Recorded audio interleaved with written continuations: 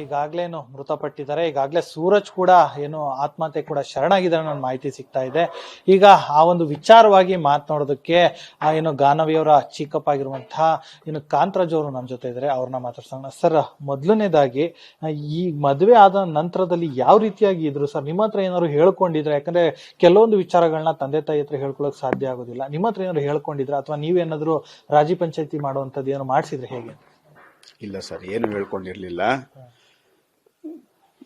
ನಮ್ಮ ಹತ್ರ ಸಹ ಏನು ಹೇಳ್ಕೊಂಡಿರ್ಲಿಲ್ಲ. ಬಿಗಿನಿಂಗ್ ಅಲ್ಲಿ ಚೆನ್ನಾಗೇ ಇದ್ರು. ಭಗವಂತ ಅವ್ರನ್ನೂ ಚೆನ್ನಾಗಿಟ್ಟಿದ್ದಾನೆ, ಅವ್ರ ಫ್ಯಾಮಿಲಿನೂ ವೆಲ್ತಿ ಆಗಿದ್ದಾರೆ, ನಮ್ಮನ್ನೂ ಚೆನ್ನಾಗಿಟ್ಟಿದ್ದಾನೆ, ಎಲ್ಲ ಚೆನ್ನಾಗೇ ಇತ್ತು. ಇದು ಎಫೆಕ್ಟ್ ಆಗಿದ್ದು ನಪುಂಸಕತೆ. ಈ ವಾಸ್ ನಾಟ್ ಎ ಮ್ಯಾನ್, ಪುರುಷ ಅಲ್ಲ. ಮೇ ಬಿ ನಂದು ತಪ್ಪಿರ್ಬೋದು, ಪುರುಷನೇ ಇರ್ಬೋದು, ಬಟ್ ಏನಾದ್ರೂ ಕಾಯಿಲೆ ಗೀಲೆ ಇದ್ದಿದ್ದು ಥೈರಾಯ್ಡ್ ಆಗ್ಬೋದು ಅಥವಾ ಸೈನಸ್ ಆಗ್ಬೋದು, ಏನೋ ಒಂದು ಪ್ರಾಬ್ಲಮ್ ಇರ್ತದೆ, ಅದು ಅವರು ಪರಿಹಾರ ತಗೊಂಡಿಲ್ಲ. ಮದ್ವೆಗಿಂತ ಮುಂಚೆ ಹೇಳಿರ್ಲಿಲ್ಲ ಸರ್ ಯಾವ ವಿಚಾರಗಳನ್ನ ಅಂತ? ಇಲ್ಲ, ಏನು ಹೇಳಲಿಲ್ಲ. ಕೆಲವೊಂದ್ಸಲ ಅವ್ರ ತಾಯಿ ಮಾತಕ್ಕೂ ಕಟ್ಪಡ್ಬೇಕಾಗುತ್ತೆ.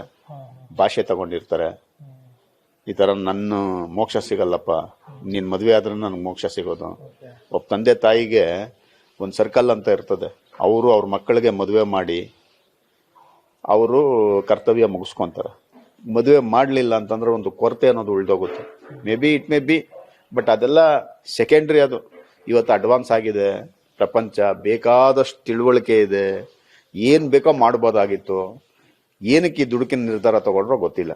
ಸರ್, IVF ವಿಚಾರವಾಗೂ ಕೂಡ ನೀವು ಪ್ರಸ್ತಾಪ ಮಾಡಿದ್ರಿ. ಆ ವಿಚಾರ ಏನಾದ್ರು ಅವರಿಬ್ರು ಮಾತಾಡ್ಕೊಂಡಿದ್ರ? ನಿಮ್ ಗಮನಕ್ಕೆ ಏನಾದ್ರು ಬಂದಿತ್ತ ಅಂತ ಹೇಳಿ? ಹೌದು, ಮೊನ್ನೆ ಸಾಯಕ್ ಮೊದಲು ಈ ವಿಷಯ ಬಂದಿದ್ದು. ಶ್ರೀಲಂಕಾದಲ್ಲಿ ಸೈಕ್ಲೋನ್ ಇಂದ 3 ದಿನ ಮಳೆ, ಆಗ ಅವನು ಎಕ್ಸ್ಪ್ಲೋರ್ಡ್ ಆಗಿದ್ದಾನೆ. ನನ್ನ ಮಗಳೇ ಕೇಳಿದಂದ್ರೆ ಏನಕ್ಕಿಲ್ಲೆಲ್ಲ ಬಂದು ಇಷ್ಟು ಜನ ಎಂಜಾಯ್ ಮಾಡ್ತಾರೆ, ನೀವ್ ಯಾಕ ಅಂತಂದ್ರೆ ಬಾಯಿ ಬಿಟ್ಟಿ ಸಹ ಹೇಳ್ದ. ನಾವತ್ತೇ ಅಂತ ಗೊತ್ತಾಗಿದೆ. I am not interested in sex, I like to be like a child ಅಂತ. ನನ್ ಮಗು ತರ ಇರ್ಬೇಕು, ನನ್ಗೆ ಆ ಪ್ರೀತಿ ಸಾಕು ಅಂದಾಗ ನನ್ನ ಕತೆ ಏನು, ನೀನ್ ಮಗು ತರ ಇರೋದಕ್ಕೆ ನನ್ನನ್ ಮದುವೆ ಆದ, ನನಗ್ ಮಕ್ಕಳು ಬೇಡ ಅಂತ ಕೇಳಿದಾಗ ಆಗ IVF ಅಲ್ಲೂ ಮಕ್ಕಳು ಮಾಡ್ಕೊಳೋಣ ಅಂತ ಆತ್ಮೆ ಹೇಳಿರೋದು. ಸರ್, ಈಗ ಬರೀ ಈ ಒಂದು ವಿಚಾರ ಪುರುಷದ ವಿಚಾರವಾಗಿ ಅಷ್ಟೇನೋ ಅಥವಾ ಹಣದು ಏನೋ ಕೇಳಪಟ್ವಿ, ಹೌದು ಹಣ ಕೇಳ್ತಾ ಇದ್ರು ಅದು ಇದು ಅಂತ ಹೇಳಿ, ಅದು ನಿಜಾನ ಸುಳ್ಳ ಸರ್? ಸರ್, ಅದೇನೇ ಇರ್ಲಿ, ಈಗ ನನ್ನ ಅಳಿಯ ಒಂದು ಕಾರ್ ಕೇಳ್ಬೋದು, ನಾನು ಕೊಡಿಸ್ತೀನಿ ನನ್ನ ಅಳಿಯ ಕಾರು. ಆ ಕಾರಲ್ಲಿ ನನ್ನ ಮಗಳೇ ತಾನೇ ಸರ್ ಓಡಾಡೋದು. ಈಗ ಮನೆ ಕೇಳ್ಬೋದು, ಮನೇನೂ ಕೊಡಿಸ್ತೀನಿ. ಆ ಮನೆಯಲ್ಲಿ ನನ್ನ ಮಗಳು ಇರ್ತಾಳಲ್ಲ, ನನ್ನ ಮಗಳು ಸಂತೋಷವಾಗಿದ್ರೆ ನನ್ನ ಅಳಿಯನು ಸಂತೋಷ ಇದ್ದಂಗೆ ತಾನೆ. ಇಲ್ಲ, ನನ್ನ ಅಳಿಯ ಸಂತೋಷವಾಗಿದ್ರೆ ನನ್ನ ಮಗಳೂ ಸಂತೋಷವಾಗಿದ್ದಂಗೆ. ಅದೆಲ್ಲ ಇಲ್ಲ ಸರ್, ಅವರು ಚೆನ್ನಾಗಿದ್ದಾರೆ, ನಾವು ಚೆನ್ನಾಗಿದ್ದೀರಿ. ಅದೆಲ್ಲೇನ್ ಸಮಸ್ಯೆನೇ ಆಗಿರ್ಲಿಲ್ಲ, ನಿಮ್ಗೆ ಏನ್ ಕೇಳಿದ್ರು ಕೊಡ್ಸಕ್ ರೆಡಿ ಇದ್ರಿ ಸರ್. ಸಣ್ಣ ಪುಟ್ಟದ್ದು.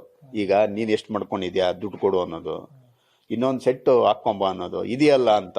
ಈಗ ನಾನು ನನ್ನ ಮಗಳಿಗನ ಫಸ್ಟ್ ಟೈಮ್ ನಿನ್ ಮನೆಗೆ ಕಳಿಸ್ತಾ ಇದ್ದೀನಿ. ನಾನು ಪೂರ್ತಿ ಒಂದು ಗೋಣ್ ಚೀಲದಲ್ಲಿ ತಲೆ ಮೇಲೆ ಓದ್ಬಿಟ್ಟು ಹೊರೆ ಕಳ್ಸಕ್ಕಾಗಲ್ಲ. ಒಂದೊಂದೇ ಹೋಗ್ ನೋಡು, ಓಡಾಡು.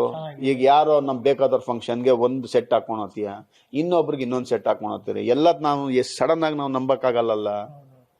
ಮನುಷ್ಯನು ಆಸೆ ದುರಾಸೆ ಕಾಮನ್ ಅದು.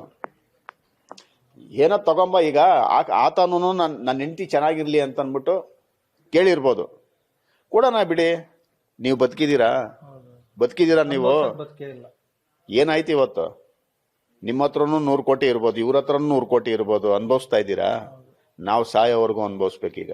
ಇದಿಷ್ಟು ಗಾನ್ವಿಯವರ ಚಿಕ್ಕಪ್ಪ ಕಾಂತರಾಜ್ ಅವರ ಮಾತು. ಅಂದ್ರೆ ಈಗಿನ ಯುವಜನತೆ ಈ ರೀತಿಯಾದಂತಹ ದೃಢ ತಗೊಳ್ಳುವಂತ ನಿರ್ಧಾರದಿಂದ ಈ ರೀತಿಯಾದಂತಹ ಅನಾಹುತಗಳು ಆಗತ್ತೆ ಅನ್ನೋ ಒಂದು ಮಾತನ್ನು ಸಹ ಹೇಳಿದ್ರು. ಮತ್ತೆ ಗಾನವಿ ತುಂಬಾ ಒಳ್ಳೆ ಹುಡುಗಿ ಅನ್ನೋ ಒಂದು ವಿಚಾರಗಳನ್ನು ಕೂಡ ಅವರು ಪ್ರಸ್ತಾಪವನ್ನ ಮಾಡಿದ್ರು. ಸೊ ಹೀಗಾಗಿ ಮುಂದಿನ ದಿನಗಳಲ್ಲಿ ಇದೆಲ್ಲದಕ್ಕೂ ಕೂಡ ಉತ್ತರ ಸಿಕ್ತಿತ್ತು. ಆದ್ರೆ ಈ ರೀತಿಯಂತ ನಿರ್ಧಾರ ಎಲ್ಲರಿಗೂ ಕೂಡ ಒಂದ್ ರೀತಿ ತಲೆ ತಗ್ಸುವಂತ ನಿರ್ಧಾರ ಅನ್ನೋ ಒಂದು ಮಾತನ್ನು ಸಹ ಅವರು ವ್ಯಕ್ತಪಡಿಸಿದ್ರು. ಕ್ಯಾಮ್ರಾ ಪರ್ಸನ್ ಅಭಿ ಜೊತೆ ಅಜಯ್, ಗ್ಯಾರಂಟಿ ನ್ಯೂಸ್, ಬೆಂಗಳೂರು.